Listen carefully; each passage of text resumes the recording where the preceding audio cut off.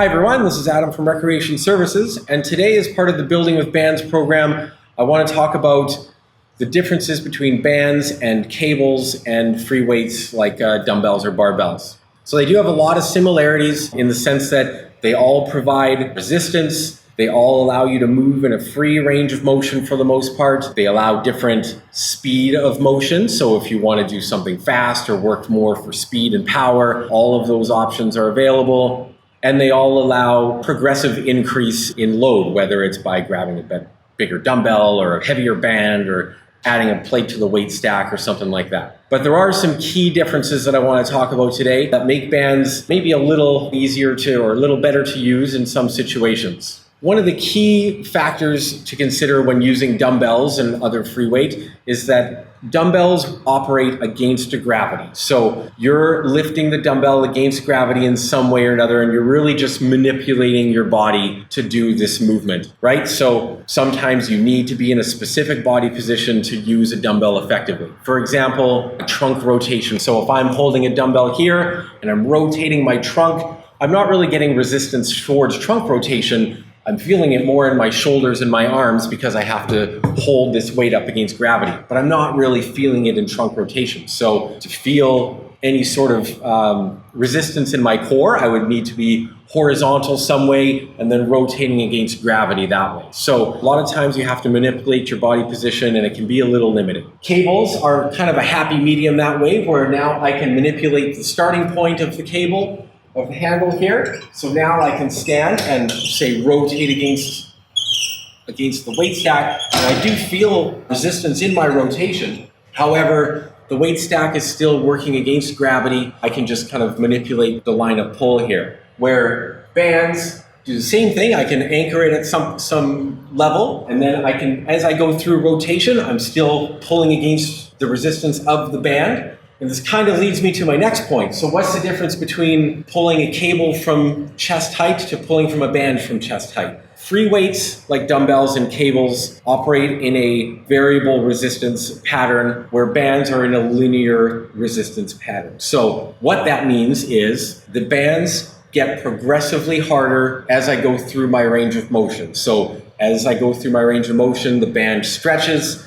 and then increases the tension, where the weight stack is the same amount of weight no matter where I am in the range of motion. The difference I might feel is based on my body positioning. So there's something called mechanical advantage, which is determined by how far away the weight is or the line of pull is from my axis of rotation. So this is a little easier to demonstrate perhaps with a dumbbell, which would be the same idea. So if I have a dumbbell in my arm, for a bicep curl, for example, as I lift up at 90 degrees here is the hardest part of the range of motion for me because the weight is the furthest away from my axis of rotation. And then as I get to the top, this part, pretty easy. There's almost no resistance here because the weight is now closer to my body and most of the movement is horizontal here. So I'm not really feeling a whole lot of resistance there. Same would go for a squat. So if I was doing a goblet squat, for example, I would get down to the bottom. This is the hardest part of the range of motion for me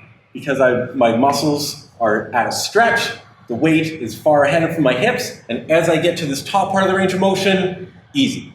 The last, third part of the range of motion is just locking out, not really challenging. In contrast, if I had the bands for, say, the bicep curl, for example, down here, a little easier, but as I get here, very hard. This is my mechanical disadvantage, but as I get to what would be the easy part of the bicep curl with a dumbbell, I'm getting more pull from the band. So even here, when I'm not really going against gravity and my arms are still moving more horizontal, I'm getting still more pull through the bands. So this allows you to get more tension through more of the range of motion, especially when your muscles are at an advantage. And you'd see that in a squat as well. So if I were to hold the band here for a squat, I go down to the bottom. This is my mechanical disadvantage in the sense that my muscles are elongated. The band is in front of me, although it's not very stretched. And now as I get to my mechanical advantage, so I'm upright and I don't really have much range of motion left, but I'm getting much more resistance from the band. So now as I get stronger, the band provides more resistance. So The band actually mimics the strength curve of many muscles a lot better than a dumbbell will, which means that the muscles increase in strength through the range of motion up to a certain point. And as I do that, the bands are also increasing in resistance. So it kind of matches when I'm at my strongest, the bands are at their tightest. And when I'm at my weakest, the bands are providing less tension. So it more mimics how my muscles operate anyway. Where a dumbbell, when I'm at a mechanical disadvantage, it's not really where my muscles are at my weakest, but where I get the most resistance. So with the bands providing a linear resistance, because the tension keeps increasing through the range of motion, it also leads to more muscle fiber activity. So through the different range of motion where I wouldn't necessarily need to work so hard, I'm now having to work through that part as well. So it leads to a little more muscle fiber activity as well, which will then hopefully lead to more growth. Another benefit of bands compared to dumbbells and cables is that you can change the line of pull to kind of change the muscle emphasis or the muscle focus of a given exercise. For example, if you have an injury on a joint that you're trying to protect, you can maybe change the muscle focus. For example, during a squat or a step-up motion, you can adjust the line of pull of the band to then more emphasize the hamstrings rather than the quad or something like that. So it helps you kind of protect any injuries you might have. So it allows you to still kind of build, but also protect yourself at the same time. Lots of benefits to bands. Really, it's just a matter of finding the right tension, whether it's the right band or choking up on the band to get the proper tension.